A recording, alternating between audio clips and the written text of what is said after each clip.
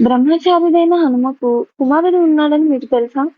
కందపురాణం ప్రకారం లంకను దహనం చేసిన తరువాత హనుమంతుడు తన వేడిని చల్లార్చుకోవడానికి సముద్రంలో మునుగుతాడు.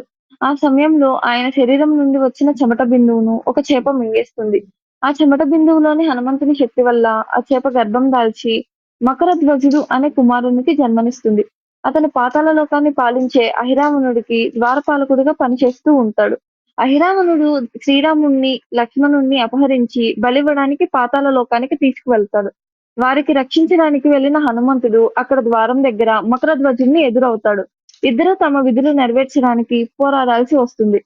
హనుమంతుడు బ్రహ్మచారి అయినప్పటికీ ఈ వింత జన్మ వృత్తాంతం తెలుసుకొని తన కుమారుడిగా మకరధ్వజుడిని గుర్తిస్తాడు.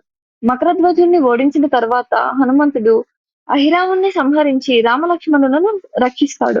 తర్వాత శ్రీరాముని ఆదేశం మేరకు మకరధ్వజుణ్ణి పాతాళ లోకానికి కొత్త రాజుగా నియమిస్తాడు.